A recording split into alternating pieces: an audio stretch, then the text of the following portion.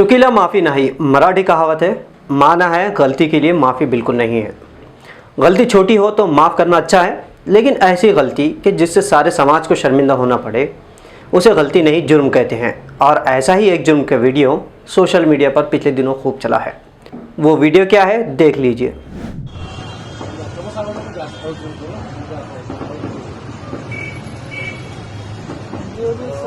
आता गेल्या झूम कर वरती कर थोडं ना.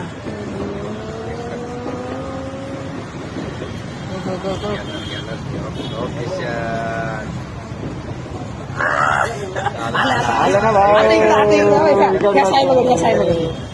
इकडे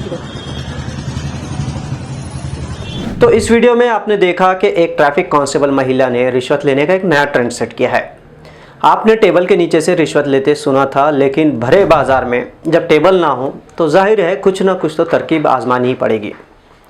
लेकिन कहते हैं कि पाप का घड़ा कभी ना कभी भर ही जाता है, और यही कुछ हुआ इस महिला ट्रैफिक कांस्टेबल के साथ। उस महिला कांस्टेबल की रिश्वतखोरी का नया ट्रेंड जब लोगों में पता चला, तो कुछ लोगों ने जहां ये महिला ड्यूटी अंजाम देती थी वहां पहले से ही कैमरा सेट करके रिकॉर्ड कर लिया। वीडियो महाराष्ट्र के पिंपरी चिंचवड़ का है, और रिकॉर्ड करने के बाद ये वीडियो खूब वायरल हुआ। पुलिस ड्यूटी के दौरान नागरिकों से रिश्वत लेते हुए इस महिला कांस्टेबल की ये हरकत का पता पुलिस डिपार्टमेंट को पता चला, तो तहकीकात में पाया गया कि पिंपरी चिंचवड़ के ट्रैफिक डिपार्टमेंट में कांस्टेबल स्वाति सुन्नर का है, और वो 2 महिलाओं से ट्रैफिक कानून तोड़ने पर बात कर रही है। फिर वो उन 2 महिलाओं में से एक को कुछ कहती है, और ट्रैफिक कानून तोड़ने वाली लड़की कांस्टेबल के मुड़ने के बाद जेब में कुछ पैसे डालती है। यहाँ ये बात काबिल गौर है कि जब वो लड़की जेब में पैसे डालती है तो कंफर्म करने के लिए महिला पुलिस कांस्टेबल अपना जेब चेक करती है।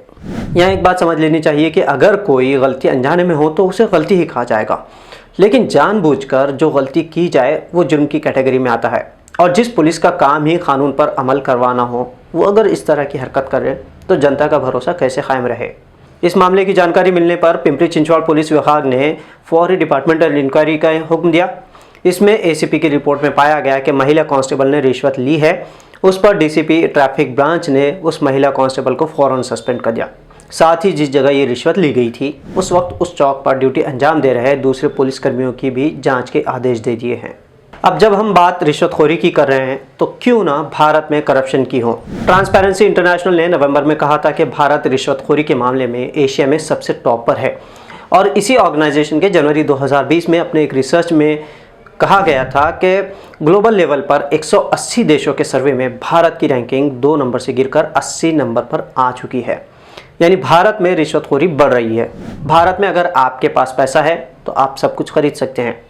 आप टिकट खरीद सकते हैं, चाहे फिर वो रेल का हो या सियासत का। आप एमपी खरीद सकते हैं, इसके उल्टा भी खरीद सकते हैं। यानी एक एमपी वोट भी खरीद सकता है। कैश फॉर वोट स्कैंडल का नाम आपने सुना होगा, हॉर्स ट्रेडिंग सुना होगा। ये कोई घोड़ा या जानवरों की खरीदो फरोख्त नहीं, नेताओं के जरिए नेताओं की खरीदो फरोख्त का मामला है। इंडिया अगेंस्ट करप्शन के नाम पर सत्ता किसने हासिल की और कौन क्या खरीद रहा है, पब्लिक है, सब जानती है। वैसे गधे की कीमत आज कम से कम 10,000 रुपये तो है, वहीं डेमोक्रेसी में जनता के वोट की कीमत 200 रुपये से 500 रुपये के दरमियान है। अब कौन गधा है ये आप जाने।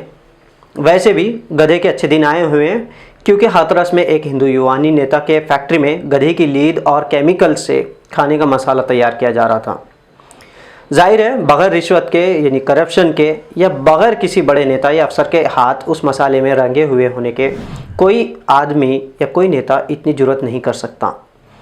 लेकिन आप लगे रहिए भारतीय सियासत की सर्कस देखने में, और कहते रहिए हम करें तो करें क्या, बोले तो बोले क्या, सब चंगा सी, ऑल इज़ वेल। भारत में सब अच्छा है,